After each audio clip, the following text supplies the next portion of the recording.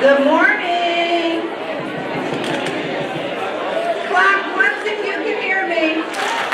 Clap twice if you can hear me. Clap 3 times if you can hear me. All right, we're ready. How are you this morning? Oh, that's really dry for the morning. How are you this morning? Good. Okay, so today actually marks my year anniversary being at ECEPTS. And Randy asked me if I would do the welcome. And I felt really honored to do the welcome. But wait, let me not lie, it's too early in the morning. Randy told me, you're doing the welcome. So now, if somebody said that sounds more like it, you know what I'm talking about. So I'd like to say that even though Randy told me to do the welcome, then I don't know, I have to bring reference to this, because if you haven't seen it, you need to see it. Have you guys seen her welcome in the program? So how do you ask somebody to do the welcome and then steal their thunder and do the welcome? If you haven't seen it, please read it. It's really wonderful. So now I'm tasked with how do I one-up that welcome, because it's really good. So I decided to channel my inner Maya, Angelou that is, and write a poem. Wait until it's over. Okay, ready? Alicia, I'm counting on you. Okay, on behalf of the ECEPTS team, welcome one, welcome all. We're sure you're gonna have a ball. That's my girl right there. There's much to see and even more to hear, and people have come from far and near. The conference is full of important information, and when you leave, you might need a vacation. We have great presenters and special guests. ECEPTS has truly brought out the best. Please enjoy yourselves and have lots of fun, but don't lose sight of the work that needs to be done. There's a lot to do with very little time, but never fear, the bar has won. ECE apprenticeship is the goal, and the work we're doing is a story waiting to be told. Let's get out there and give the world what we got and strike while the iron is hot. Not sure about the meaning of RSI, DOL, and LEA? Don't worry about it. It's really okay. There are workshops, networking meetings, and sidebar conversations, and I promise you when we're done, this entire ECEPTS team will need lots of vacation. So in closing, we know the work will be exhausting, demanding, and kind of rough. But don't worry, our leader, Randi Wolfe, is amazing, fearless, and extremely tough.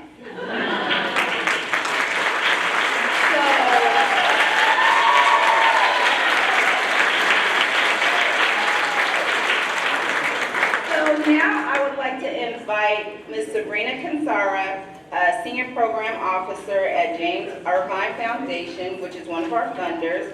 She started at Irvine 4 years ago with her work, which revolves around ensuring people of color have access and can succeed in apprenticeship pathways.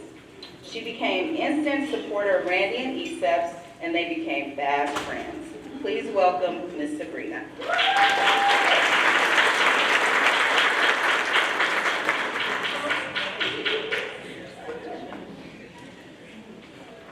Good morning, everyone.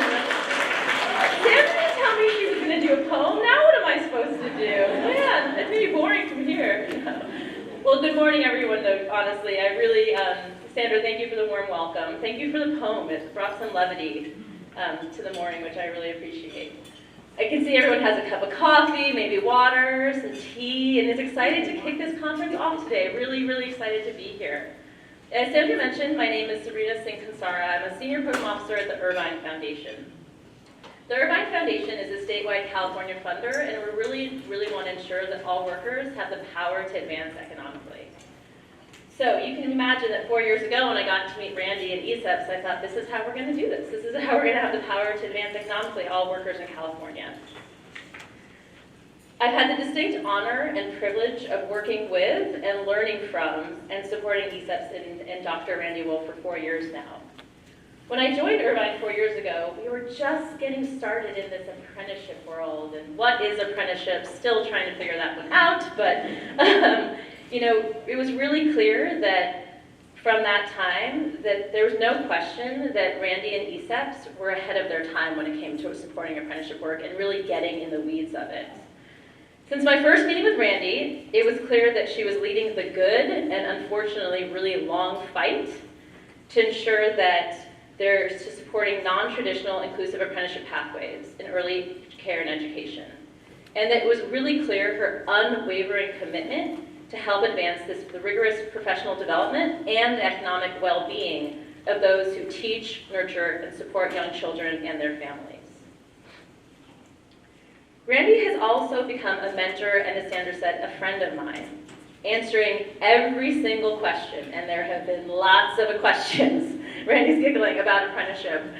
And not just answering the questions, but doing it with real kindness, honesty, humility, and the sass, which I always appreciate as an East Coaster.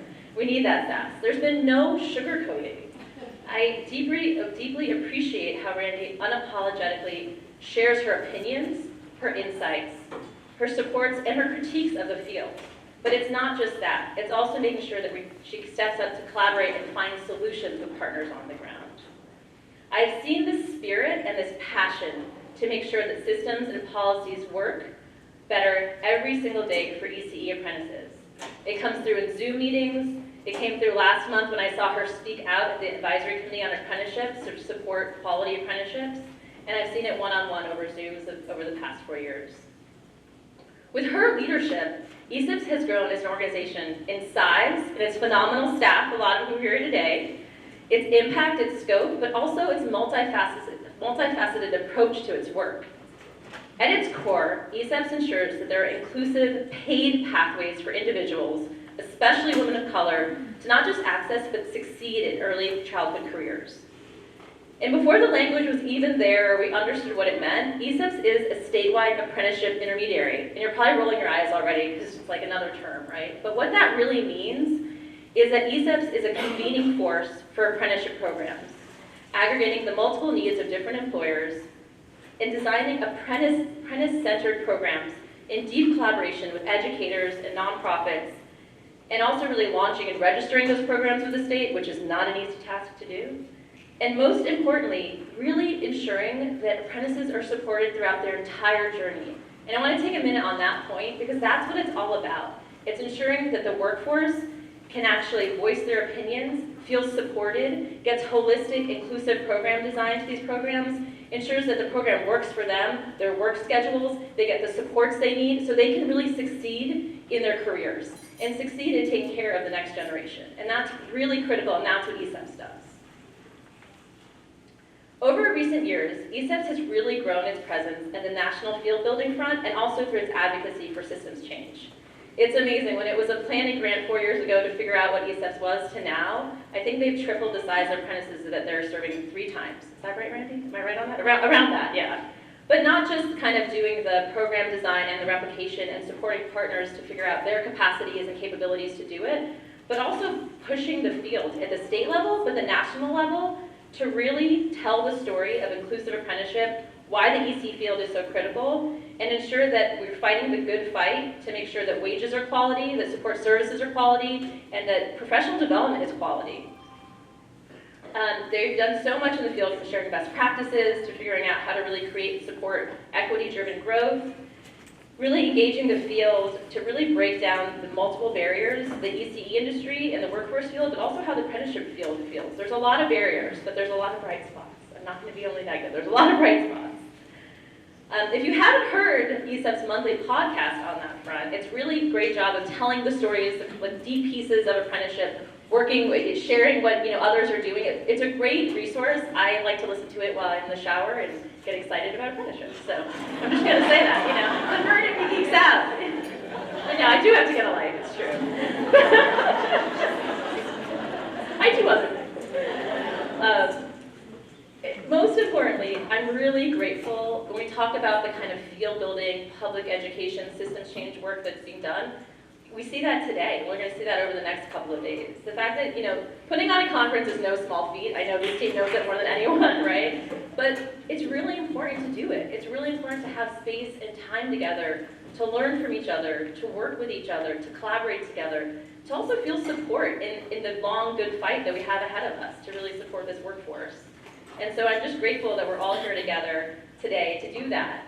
I had a chance to walk through the reception last night.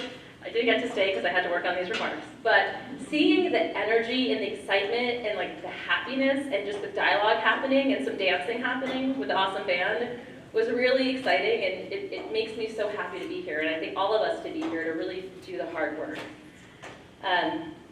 So with no further ado, I am eager and excited to introduce Dr. Randi Wolfe to come kick us off for Tuesday. Thanks, Randi.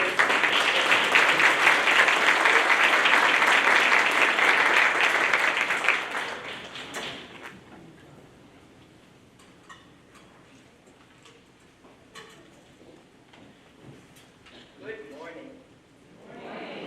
It's really easy to speak when the expectations are so low. And those of you who were here last year, this tradition we're building about these introductions, it's like, oh my God, we got to save these for the archives. I also feel like, she said it better than I'm going to. You have all that, I don't know. I sort of go, no. We're not doing that, and here's why. Anyhow, that's not part of my speech.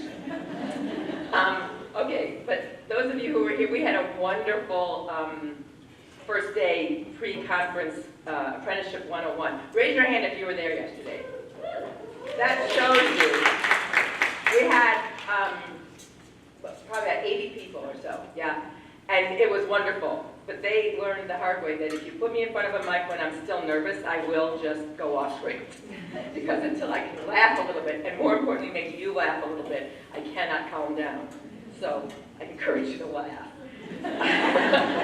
Better.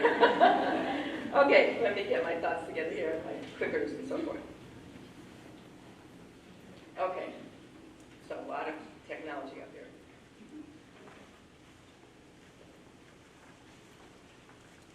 All right, so here we are. Let me begin first of all by thanking the Irvine Foundation and my friend Sabrina. And I have to apologize now, because those of you who were here yesterday, there's just a few stories you're going to hear a second time. But bear with me, I'll try to make them briefer or different. But the Irvine Foundation is what led to the development of ECEPTS. Because I had been consulting for 4 years with SEIU, we were building things, and then we were sort of coming to the end of that road. And someone from Irvine Foundation asked to speak with me about what we were doing. And by the end of our hour-long phone call said to me, and why aren't you the CEO of a nonprofit doing this work? And I said, I don't know. Why would I do that? And they said, well, could we give you a planning grant and help you turn yourself into an organization? I mean, I remember it's literally what they said.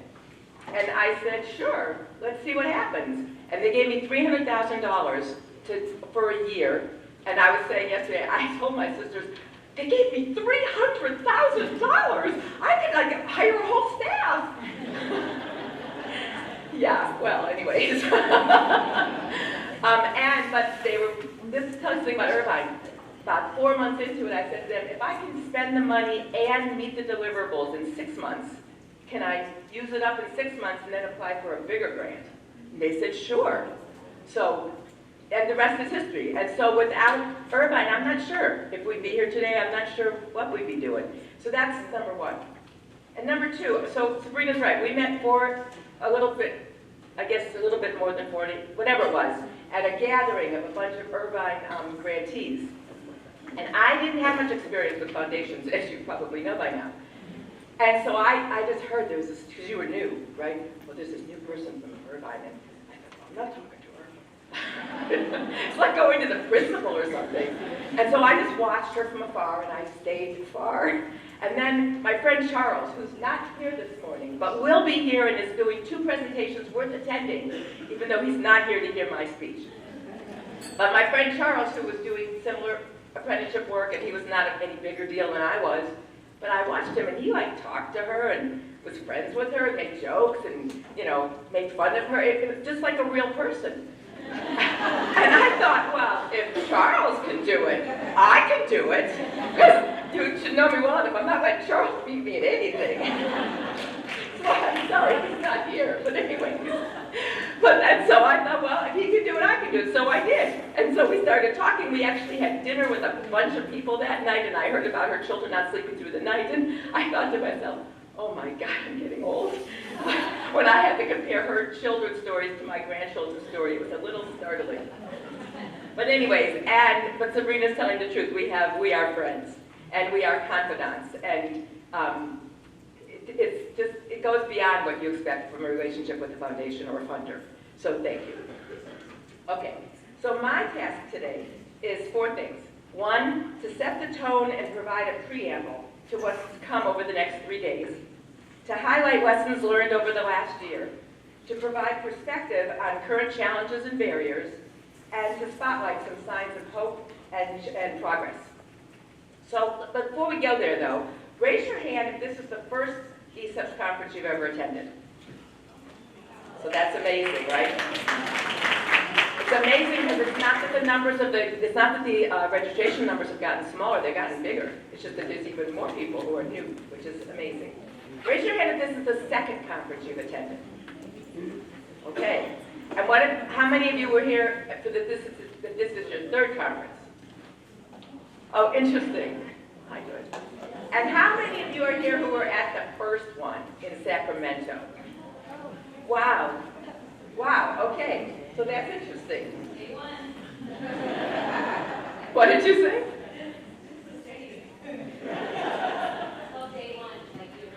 Oh. Alicia reminds you constantly that there are generational differences.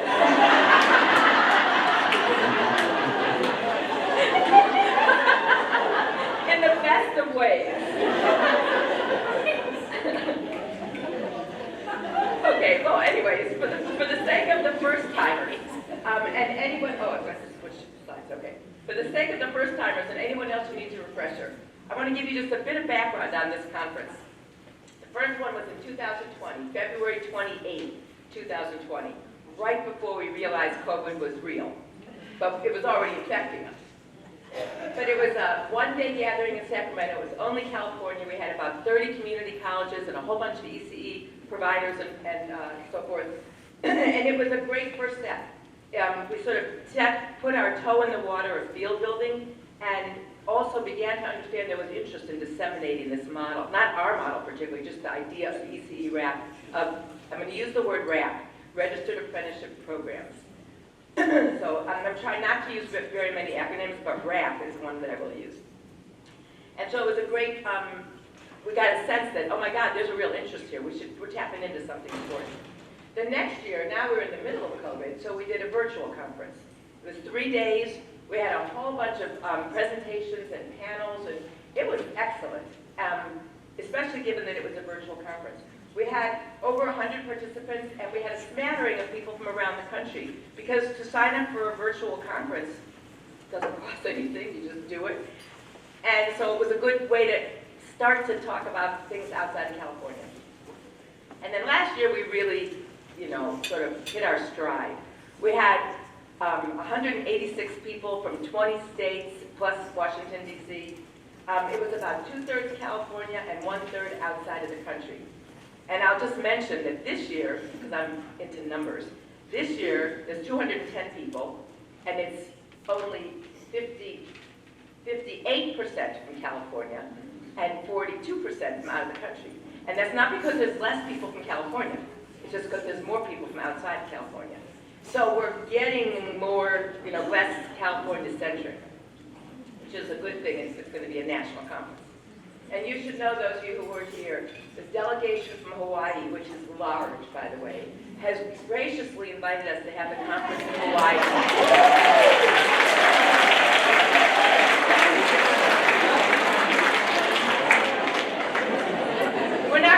We're not sure we're quite ready for that yet, but we will hold that. We'll hang on to that invitation. But last year was a big leap forward because we really figured out how to encourage field building and encourage, well, not so much the networking, but the building of the sense of community. And it was really fun. I don't think anybody realized how much the whole world had missed being in person. And it's a sort of a standing joke, I see Brenda there. You met people you'd never met except for on Zoom, and you found out that a lot of people were much shorter than you thought. That's still happening, by the way. There's other people I met yesterday who are shorter than I thought. Not sure what that says about me. I'm not tall. But anyway, so that's the history of the conference. But to really understand the significance of the conference, you have to understand a little bit more about ECEPTS. So this slide gives you just a quick overview of the statistics. We were launched in 2019. We currently sponsor 5 registered apprenticeships, 1 pre-apprenticeship, 1 registered OJ on-the-job training program, and then we also do youth apprenticeship work. As a sector intermediary, we have at the moment, we work with 325 plus active participants, active apprentices, 35 and growing employers, 15 registered apprenticeship programs in 8 counties, and 13 community colleges. But as you can imagine, the statistics don't really tell the story. That's the difference between qualitative and quantitative research. I just thought of that. Really? Where's Elizabeth? There she, right? Wasn't that her? It's our resident researcher. Whoops, wrong side.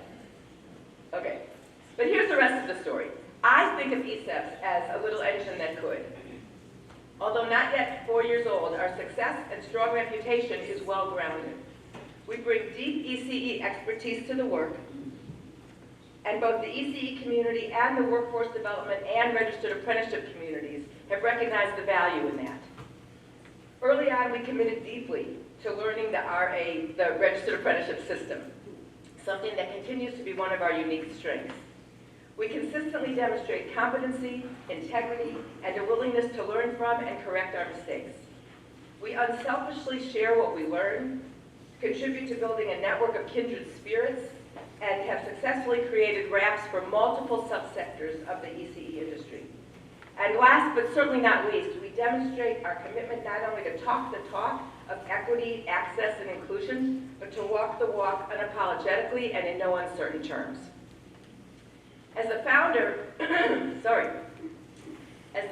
and primary architect of ECEPTS, my goal was to create an organization that, 1, could live up to its promises, 2, could operate without the organizational, fiscal, and systemic constraints that commonly limit the vision and impact of social change organizations, and 3, that we could do so within the framework of the ECE world because that's the world that I know the best.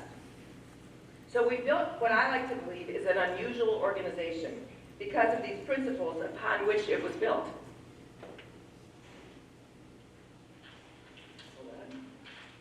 I share all of this so that you have some appreciation of who we are and why we've become such a visible and credible force in this arena. But I also want to be upfront about something. ECEPTS is a bold organization with strong positions on issues and solutions. And as the founder and executive director, I am the chief representative of the organization, and at least as bold and definitely as outspoken.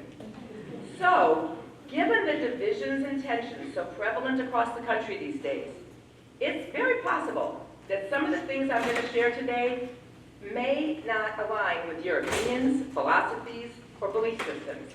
And that's okay. All I ask is that you listen with an open heart and an open mind. And rest assured, I am not trying to tell you what to think or what to do. What I am trying to say, though, is you need to think and you need to do. What you think and do is up to you. And also that I am happy to dialogue with any of you about any of this at any time. Okay, so let's get to it. I want to frame this talk around a very important concept in Jewish culture. In ECE, we value culture sharing, and so this is part of what I'm doing here. This quote comes from Rabbi Hillel, who lived about 2,000 years ago, and I'll read it first in Hebrew and then in English. Im ein ani li, mi li, ukshe'ani la'atzmi ma'ani, ve'im lo achshav eimatai. If I am not for myself, who will be for me? But when I am only for myself, what am I? And if not now, when? Now you have to appreciate this is over 2,000 years old, right? This quote has served as my moral compass since I was a child, and I think it's more relevant today than ever. If I am not for myself, who will be for me? Caring about others should not be at the cost of caring about yourself. You matter, and we matter. But when I am only for myself, what am I? It's not good enough to care only about yourself, your family, your community. We're all in this together. It's funny that you started with a poem, because in another era of my life, I was a lyricist for some Broadway music. No. Okay, let's rewind the video. For some very small, unimportant musicals. But my mother thought they were very important. Anyways, and I once wrote a song called No Child Left Behind. And the chorus of the song said, if every child is precious, then we can't afford to choose who will cherish and who will perish. We win together or we lose. And so I agree with Rabbi Hillel. And if not now, when? There's no time like the present. We can't afford to wait to make the changes that we know are necessary. And if climate change or the climate crisis hasn't made that clear, I don't know what could. Now, after the conference, we will share all the PowerPoints. You don't have to ask at every workshop. We will share all the as long as the presenters share them with us, and including this presentation. So you will have access to this quote, and I hope you'll give it some thought. And using this philosophy as our North Star, I've tried to structure the rest of my comments around the concepts in this quote. So there's sort of 3 chapters, as you'll see. Chapter 1. More and more, groups come to ECEPTS wanting to tap our brains and ask questions. Here are some of the most popular questions. How do you start an ECE apprenticeship? Who are the essential partners? How much does it cost and where does the funding come from? Do apprentices have to be paid? What's this thing called apprenticeship standards? Do we need a project manager, mentors, tutors, instructors who speak Spanish? What does registered apprenticeship mean? Is there such a thing as an unregistered apprenticeship? Do employers have an official legal agreement in place when they run an apprenticeship? Do the community colleges drive the program, or do the employers drive the program? And who gets to decide? Well, with all of these questions, what most of the answer is, it depends, which is really frustrating for the question asker, but it's still accurate. And the reason the answer is it depends is because this is complicated work that operates within at least 3 complicated systems: the ECE system, the registered apprenticeship system, and the system of higher education. It's also because we work in so many different arenas. We work in center-based and home-based ECE programs, high school districts, county offices of education, community colleges and universities, state and local government. We also work in large and small states, big urban areas and rural communities, well-funded communities and severely under-resourced communities, blue states, red states, and purple states. And given this diversity of context, the opportunities, challenges, and priorities that we're balancing are wide-ranging and often in a steady state of flux. And so I want to begin this morning with this idea of building the plane while flying in it, or flying it, in it. Anyways, not just to be cute or clever, but because I think doing so will provide an important perspective. The folks in this room are quite diverse in terms of the lens through which we view ECE, registered apprenticeship, and the blending of the two. But I think we have at least 3 things in common. 1, we're highly interested and invested in the notion of using and expanding the RA, registered apprenticeship, model to advance ECE workforce development with equity and access as the primary drivers of program design and delivery. 2, we have a deep understanding, appreciation, and respect for young children, families, and the long-term impact of ECE on children's cognitive, social, and emotional development. And 3, we recognize that the most important element impacting child outcomes in ECE programs and environments is a well-trained, well-treated, and well-compensated workforce. And in all that we do, in our wide-ranging roles and organizations, the creativity we demonstrate, the intelligence we bring to bear, and our unending perseverance, many of us find ourselves building the plane while flying, even though we may never have expressed much of an interest in aviation. But we use this expression all the time, and what does it really mean? Not all projects fall into this category. So what distinguishes, and I should say, not all people thrive in this environment, maybe worth mentioning. But what distinguishes this kind of work? Well, for many of us, it seems like building the plane while flying means we have no idea what we're doing. We're just making it up as we go along. And that can be terrifying, especially if you're responsible for supervising a growing staff, running an influential organization, committed to an ambitious mission, and managing ever-increasingly large sums of money. But it's not that we don't know what we're doing. It's just that that's the nature of building the plane while flying it. So what defines, and on that slide there's a reference. I found this blog. I'm not going to take credit for this analysis I'm about to give. There's this wonderful blog about this, and the reference is in one of those slides. You can look it up. But those of you who need to put it up on your mirror, I encourage you to do so. But what defines what I'm calling building the plane projects? First, it is projects that have never before been undertaken or completed. Grants for the ECE industry didn't even exist until about 7 or 8 years ago, but the registered apprenticeship system is 85 years old. We estimate there are about 1,000 ECE apprentices across the country. And that's a small number, but this conference is clear evidence of the growing momentum. Second, projects with no playbook or robust processes behind them to pave the road. Researchers, workforce development, and ECE associations have tried to develop ECE registered apprenticeship toolkits, and that's a worthy endeavor. But registered apprenticeships are state-specific, they're industry-specific, and they're just unique for any number of reasons. So an easily replicable, one-size-fits-all model is probably an unrealistic goal. And the third is projects with a big-time vision, but no blueprint of how to make the vision a reality. I should be asking as I'm going through this, how many of you feel like I'm talking just to you? I know my staff thinks we're definitely talking just to them. Okay, anyways. But this is resonating, right? Just making sure it's not just my staff. Okay. All right. Anyways, so a big-time vision with no blueprint of how to make the vision a reality. From the beginning, ECEPTS had a bold mission to advance the rigorous professional development and economic well-being of those who teach, nurture, and support young children and families. We started off with 2 guiding strategies. 1, a commitment to use apprenticeship as the centerpiece of our ECE workforce development training model. And 2, an unwillingness to build yet another professional development program that ignored the intransigent economic challenges that will ultimately undermine or thwart such efforts. But that's really all we had. Good ideas, great intentions, and a lot of experience in ECE and workforce development or professional development initiatives.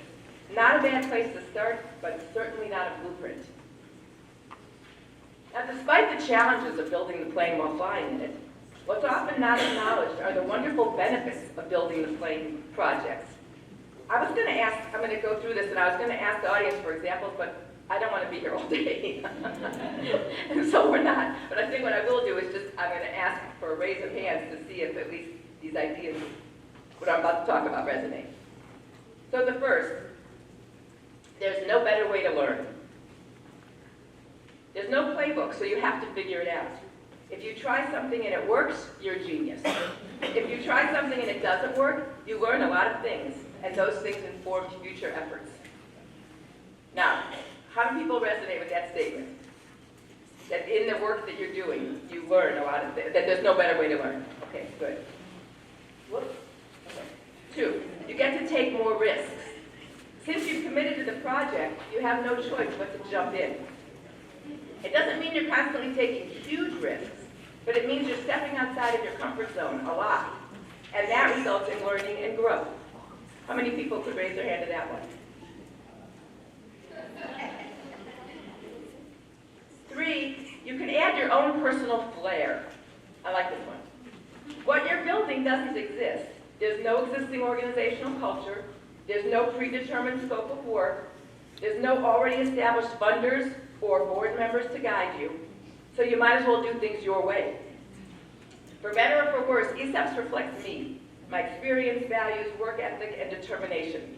In my case, that's a pretty good definition of what it means to add my personal flair.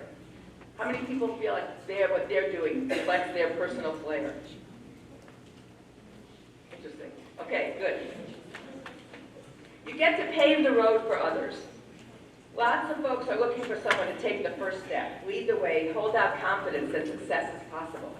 And whether or not they follow your lead precisely or replicate your specific effort, the plane you build will encourage and inspire others as proof that it's not impossible. Can I get an amen? That would be a better question. And lastly, you gain a new sense of confidence. Actually, we're joking at the table tonight. Sometimes you gain a new sense of confidence even though you're wrong. But that didn't appear in the blog, so it's not in my notes. But you gain a new sense of confidence. We'll keep the other in parentheses. For me, building ECEPTS has been the most difficult thing I've ever tackled.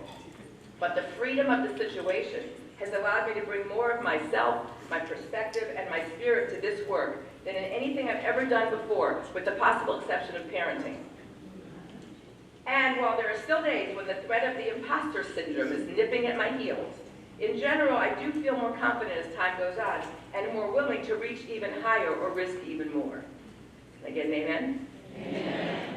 Okay. So what does this framework have to do with with ECE registered apprenticeship programs, workforce development, or achieving our greatest hopes for impact and change?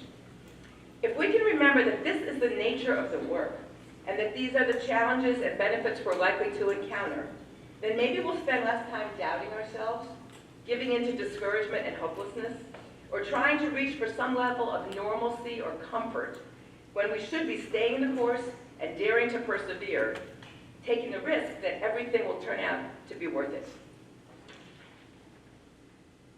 Chapter 2. I always wanted to be the speaker who cleverly worked a cartoon into their presentation. And today's my lucky day. Let me know if you can see it in the back, and if not, I'll read it. Sarah, can you read it from the back? No? Yeah? Okay. Take a minute.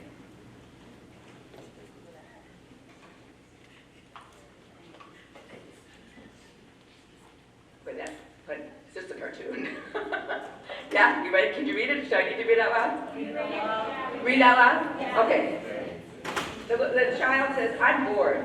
As the, I think, grandfather says, bored? That's a good thing. There's an old saying, may you live in uninteresting times. That's because interesting times are full of chaos and turmoil.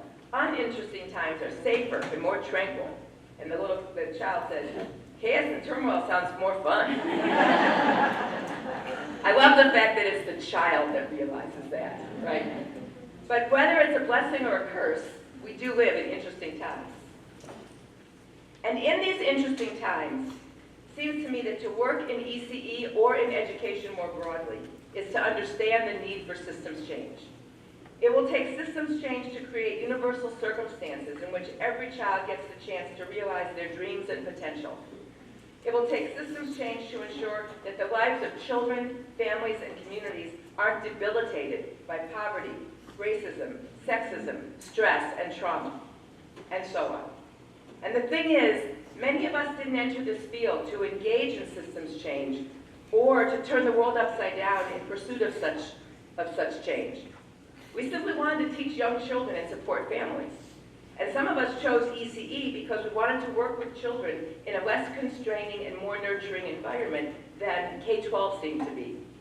But we didn't see our work as activism or a fight for human rights. And we certainly never thought of ourselves as revolutionaries. Nonetheless, our work is revolutionary. We change lives.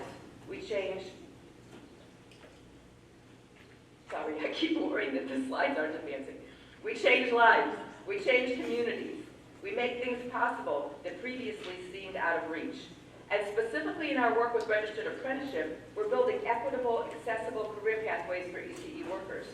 And that means putting education, employment, economic security, and mobility into the hands of women, poor people, people of color, immigrants, mothers, first-generation college students, people for whom English is not their first language, and so on. There's no question that this is revolutionary work that will yield enormous benefits, not only to the ECE industry, that's for sure, but also to families, communities, and the trajectory of millions of people's lives. You're going to hear from the panel of apprentices at lunch, and you will hear that what I'm saying isn't just, so many words, that it's the truth. And so I would suggest that in these interesting times, to work in ECE is not only to understand the needs for systems change, but to contribute to that change. Chapter 3. So how does our work with ECE apprenticeships create opportunities to impact systems and systems change? Whoops. Nope, I'm good. No, I'm not good. Hold on. I know it doesn't change here, but it changes here. Sorry, this is a horrible video. Well, okay, sorry. So, welcome to Splice, right? So, how does our work with ECE apprenticeships create opportunities to impact systems and systems change? Number one, there's three things I want to say. Number one, it pulls us into new systems, breaking down silos that have historically kept us isolated from important allies. For example, as we work with workforce development boards, offices of apprenticeship, state apprenticeship agencies, we open the doors to possibilities for accessing the resources and influence that those systems represent. Two, as well, as we develop trusting relationships with the leaders in those systems, they learn more about ECE, and they become more committed to working with us around shared goals. And there are people in this room, I can tell you that is exactly the case, that they know what they know about ECE because they know ECEPTS or they know me. And they have come to more fully appreciate what this industry represents. All right? Okay, look at one of them. And building such a broad-based coalition is exactly what we need to muster the collective strength that impact policies that impact low-income workers and under-resourced industries, including but not limited to ECE. And number three, within the framework of the apprenticeship system, creating successful programs means that program graduates A, earn teaching credentials and college degrees. B, move into higher level positions that provide better compensation and benefits. And 3, have access to a broader range of career pathways. As we continue to implement apprenticeship programs that embed the supports and services needed for participant success, we begin to establish a proof of concept. And as we engage more and more people, and we demonstrate better participant retention and completion rates, we give the institutions we're working with the first-hand experience and data that they need to consider challenging the status quo and adopting more student-centered ideas, policies, and practices. So let me put this into context, into concrete terms, by using the community college as an example. And I just want to reassure you, I could easily have used the workforce system as an example, and definitely could have used the registered apprenticeship system as an example. But, I don't know, this one was easier to fit into a slide. But you can see where I'm going. The ECEPTS model is not necessarily easy or convenient for community colleges to adopt, because we insist on certain elements that don't necessarily align with how the community college system is set up. But here's the thing. In the California community college system, and for those of you who don't know, we have 116 community colleges in the state.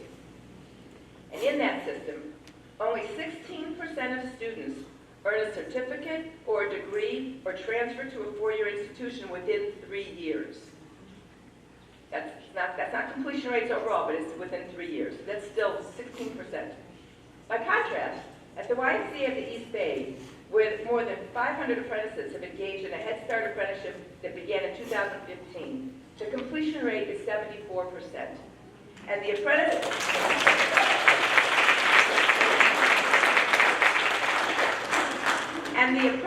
earn their initial industry credential in a year or two. So our model may not be inconvenient or even and it may be challenging to incorporate, but it works, and we have the data to show that. My hope is that if we demonstrate to enough colleges that student completion rates, retention rates, and even transfer rates will improve by adopting the kind of project elements included in the ECEPTS model, we will win over increasing numbers of colleges. And eventually we'll hit a tipping point that will make it possible to make systemic or system-wide changes across the community college system. And once we do that, our work will become easier and the results will become even stronger.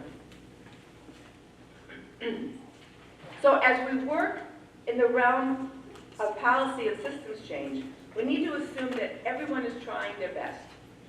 And we also need to assume that large bureaucratic institutions are not intending to mess up people's lives or to do the wrong thing. I mean, a lot of us have worked in organizations which objectively isn't necessarily doing the right thing at every. It doesn't mean we're doing. Never mind, I bet it. That's why I can't go off script. Anyway, but I still can't get the thought out of my mind. I'll say it this way. The entire public school system was set up with really good intentions back in the days when, poor children had no access to education at all. But the fact that it has become a vehicle for perpetuating many things that are not what we would have hoped for. It wasn't intentional, but that's like the difference between implicit and explicit bias. It's still there. That's where my mind kept going. So let me rewind. Go back to where I was. But we have to assume that large bureaucratic institutions aren't trying to screw things up. As we fight for policies that we know are in the best interest of the workers we represent, it can be hard to remember that. But at those times, I find it helpful to pause for a moment of reflection and to remember that the ideas we're putting forth are revolutionary. They challenge the status quo of every system in which we operate, and they take a firm stand against racism, inequity, and inclusion. And I mean that when I say every system. I'm really not picking on the colleges. I will just say in one sentence, I have to fight. I am an appointee on the National Advisory Committee on Apprenticeship, and I have to fight for them not to throw us out because we don't pay well. Because their goal is to put people in middle-class jobs. And there's a big push. I mean, I fight in that arena. And when we fight with the workforce development system around things like all the WIOA dollars go to individuals. You don't know how to support a program. You have all this money that you don't even know how to spend, but it's set up in such a way that you can't spend it in the way that would actually get you more for your buck. So I'm not kidding when I say we fight this issue of the ideas we're putting forth challenge every system we work with. So given that that's the case, that the issues we put forth are revolutionary and status quo challengers, why would we think we could succeed without a struggle? Like, that's the question. Why? Sometimes I wake up and I'm like, why are you surprised? Of course that person wasn't going to say yes. You knew that before the phone call started. But you're like, I can't believe they couldn't agree with me. You know who that person is? You've met with them before. So, but it doesn't surprise us. Why do we think we can make this progress without opposition? Of course we're going to get opposition. But so my proposition is, rather than getting angry or frustrated, rather than giving up, and rather than drawing the conclusion that we're just naive to think about things, to think that things could change in a meaningful way, we need to embrace the struggle and recognize that that's part of our work, and it's the nature of making change. And on that note, I want to close with some signs of hope and progress. Originally, I was going to run through a bunch of bills and initiatives and policies being adopted all over the country. We were going to talk about Vermont, Washington, D.C., Minnesota, New Orleans, New Mexico, and San Francisco. And we could have done more. And I would encourage you to take some time when you're reading things on the internet that really aren't enriching your life very much. Flip around and look at what some of these states are doing, because there are amazing initiatives happening both at the state level and the local level. And the momentum for change, including the momentum around really doing something about wages and funding, is definitely building. But today I'm going to focus on two national efforts. And the first first is the Early Educators Apprenticeship Act. When Tara brought this to me as one of the ideas we could talk about, I knew that this act had been introduced in the middle of COVID, and as far as I knew, nothing ever happened to it. And so I was like, I'm not talking about that, nothing ever happened. Well, what I didn't know was, in February, it was reintroduced in the Senate, and in March, it was reintroduced in the House. And in both cases, it was introduced as a bipartisan bill with bipartisan support. They're being very strategic about that. And basically, the bill supports states in developing, administering, and evaluating ECE registered apprenticeship programs. It's like, of all the industries, this is our own bill. It establishes a 3-year grant program that would use WIOA dollars. That's the part that's astonishing to me, because it means they're going to have to work with programs and not individuals. And it's intended, the grants will be intended to help provide early educators with the knowledge, skills, and competencies required to deliver high-quality learning and early childhood education. Now that little paragraph, we go, That's the language from the bill.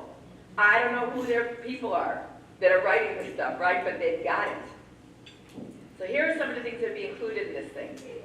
Increase the number of apprentices with credentials or registered apprenticeship certificates of completion or college degrees. Promote recruitment and retention of apprentices, ECE apprentices. Provide pathways to ECE career advancement. Collect and evaluate data on career paths of apprenticeship completers. Like, where do they end up? Do they stay in ECE 2 years later? Do they end up in positions of greater responsibility and leadership? That kind of thing. Support partnerships with colleges, institutions of higher education, and others, like intermediaries, to provide degree-applicable college credit for related supplemental instruction in the apprenticeship program. And to develop strategies to hire and retain qualified supervisors who provide on-the-job training, professional development, mentorship, and evaluation. I don't know if this is going to pass. We live in interesting times. But the fact that it exists and that it's so, there's nothing in this, I think, that an ECE person would go, oh, that's not going to help. That's what's amazing.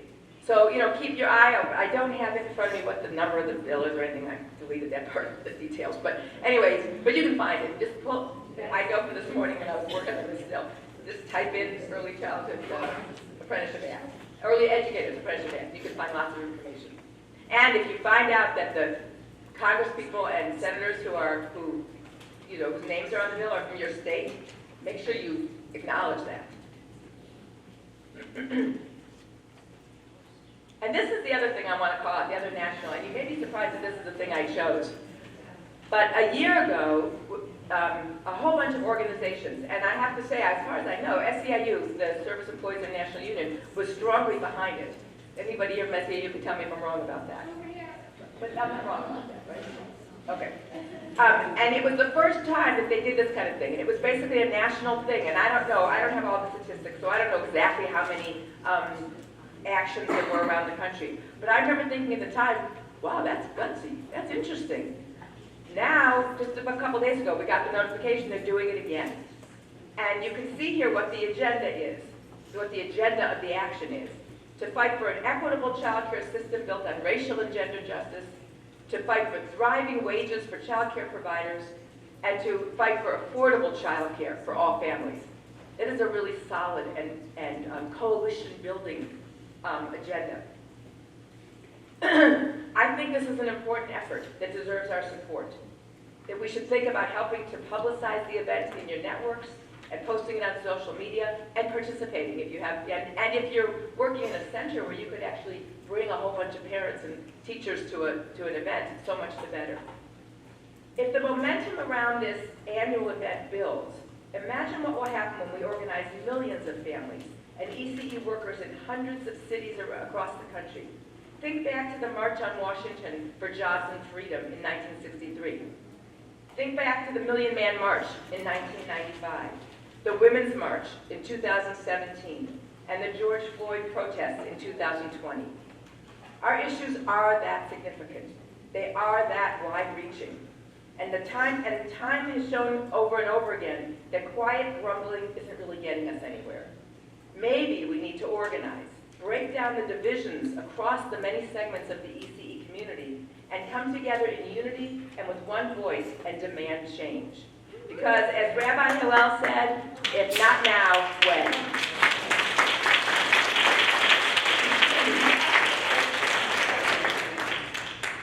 I'm done. Okay, I hope I have given you food for thought. And you will get these slides, so stay tuned. So, let's see, what time is it? What time are we supposed to be done? We're good, right? Okay, good. So, before we close, I want to make some introductions. First, to my team. Some of you know, 2 years ago, there was no team at all. Last year, there was a team, 2/3 of whom had been hired within the previous 6 weeks. But now, we have 7.5 people. The half person is in North Carolina and couldn't come. But she is here in spirit.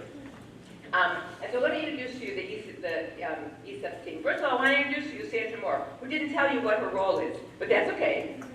You can stand up if you want.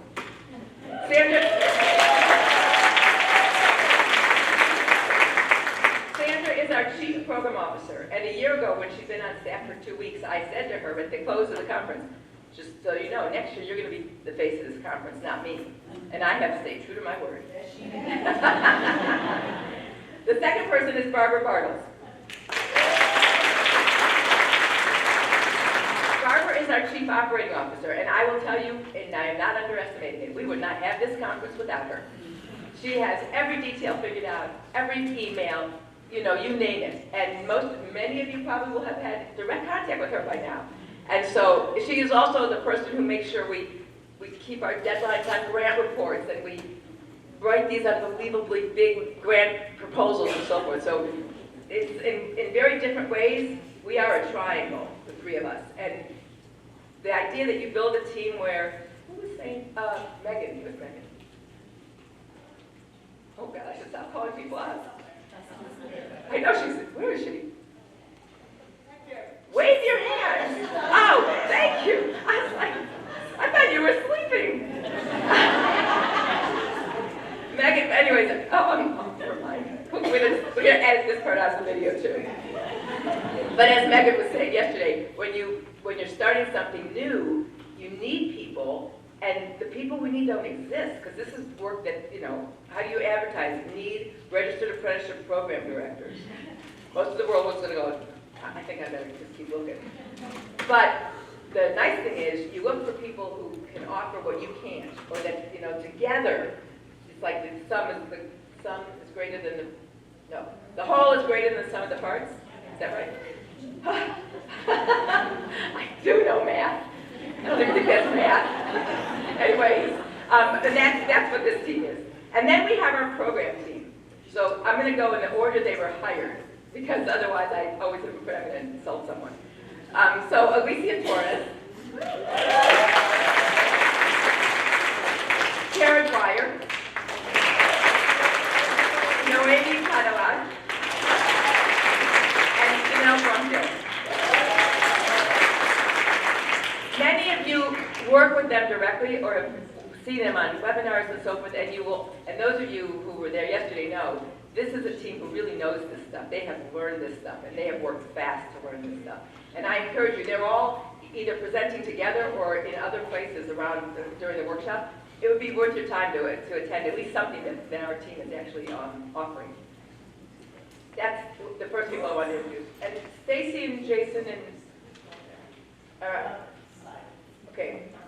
Okay, our conference, so anyway, Stacy and Jason and Cameron and Ashley, that's the person who's new. Anyways, they are a conference planning team. They're actually from the Foundation for California Community Colleges. They have a conference planning team. And we used to work with them more closely, so that's how we came to them. Anyways, they've been wonderful. This is the second time they've done this for us. And they are there, you need them, ask questions, whatever. So someone tell them that I acknowledge them. Okay. And then I was gonna, we have a 6-person strategic advisory council, and I was gonna acknowledge the 4 that are here at the conference, except only 2 of the 4 are here this morning. So we won't even mention their names, but they are presenting later in the conference, and they're worth, I was not here to know what I'm talking about. And workshops are going to be good. Enough said, but I will introduce you to two people at our Strategic Advisory Council, just so that you know. And one is Lisa Cook, who I just saw, who is the Dean of, I don't know how many things follow that word, the Dean of Social Sciences and other things at Berkeley City College, but who also has been a real pioneer as a community college trying to figure out how to take the ECEPTS model and breathe life into it and expand it and do more than you're capable of without money, and then learn how to get money. She has her own story to tell. So she's on our Strategic Advisory Council. And then, of course, my friend, there she is, my friend and my mentor and my partner in crime, Pam Shaw.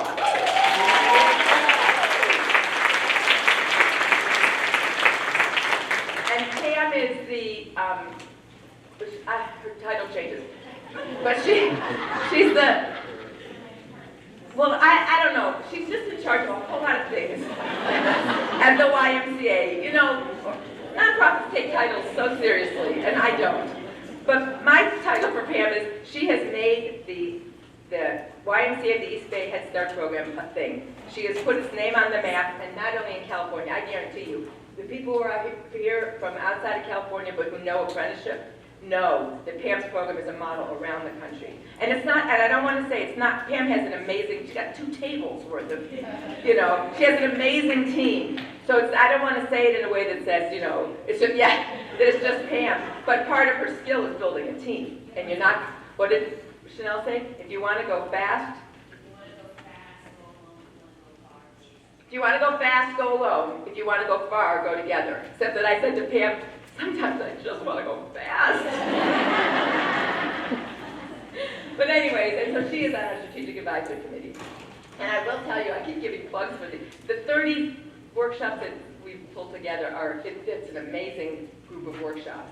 And you'll note in the conference program that they are color-coded along 12 variables, so that you can decide if you're looking for something about family child care, if you're looking for something that's not about California, if you're looking for something about policy or funding or about registered apprenticeship or specifically an ECEPTS model. And the list goes on, but there's 12 variables so that you can really make the most of your time. And I encourage the folks who are here in teams to spread out so you actually get more access. But what I was going to say is, do try to get to something that has the YMCA's name on it. Because they are the, you know, what is their day one? Did I use it right? I may be old, but I'm a quick study. Okay, that's what I want to say about that. Oh, and the last thing I want to say, actually, I already went into my announcement. So each breakout session, there's 5 sessions, 5 workshops in 5 rooms. Is that right? Okay. All the rooms have they're not small rooms, so I don't think you're going to have to worry about being closed out. But if it we have one bigger room, which is Lake Arrowhead, which is this behind this wall. We tried to guess which of the workshops in each session would likely pull the largest group and put them in there. Maybe we were right, maybe we were wrong. But if you do get to a session and it is like standing room only and you just don't want to stand for an hour and a half, chances are there will be room in that room, whatever's listed as Lake Arrowhead. So that's just a little note. The other thing is, last year, one of the pieces of feedback we got from the evaluations was that you wanted more time for networking. But that's also because last year we didn't give people a chance to breathe. It was like, whoa, whoa, whoa. Well, this year we extended by a full day, so we could all, I'm not even talking about yesterday, but they were going till Thursday. And we inserted 4 different opportunities for for networking and sort of topic group discussions. And you will, I want to tell you, we sent out that survey. Most of you probably were registered by then. And we said, look, here's some ideas we have for how we can think about this. Some are geographic, and some are the kind of work you do, and some are issues, like how do you start an ECE apprenticeship? Vote, everybody take 7 votes, and we'll see where the interest lies. Now, when you get an evaluation, well, these days, if you even, call your bank, you get an email saying, how do we do?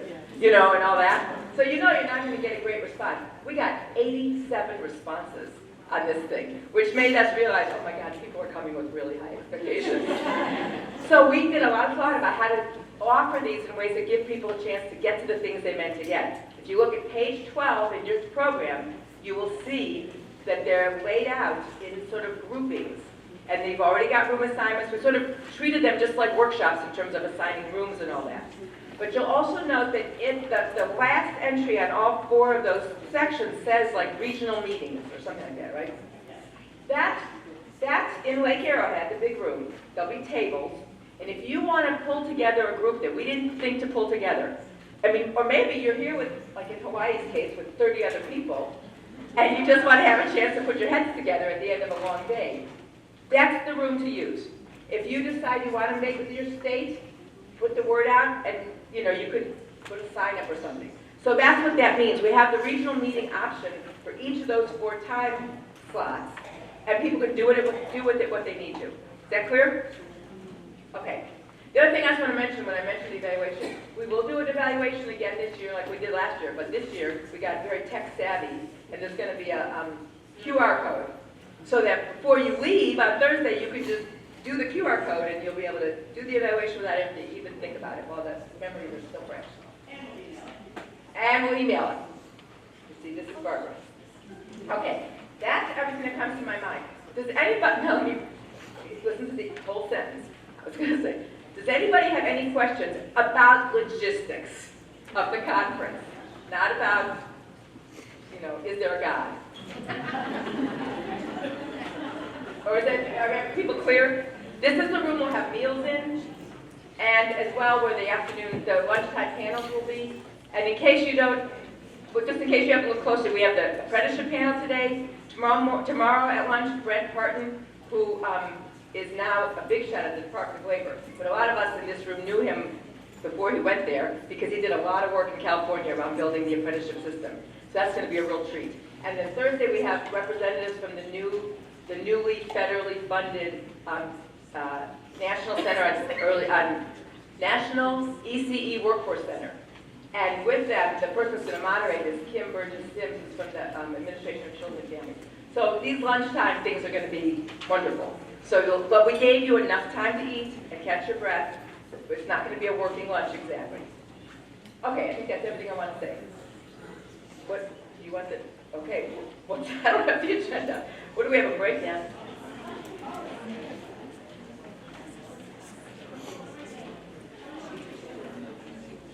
Oh, okay, thank you. Okay. Social media. Those of us over 50 really don't care. Okay, wait a minute. I'm being unrealistic. Those of us over 60. Well, anyways. But a lot of people seem to think it's important that it's influential, so okay. With that in mind, if you're inclined to take pictures and put them on your LinkedIn or on Facebook or on your own website of your organization, I know how to do that. I mean, I use LinkedIn a lot, right? But I don't know what it means when you put these hashtags, but apparently you're supposed to put these hashtags. So we're asking you to put either hashtag ECEPTS, I shouldn't say either, it could be all of them, hashtag ECE, and hashtag apprenticeship. Did I get it? Okay, so that. Oh, in the comments you have to put at ECEPTS? Okay. I have to go edit my post one more time. All right. Thank you very much for your very rapt attention, and I look forward to sharing the next 3 days with you. Enjoy your day.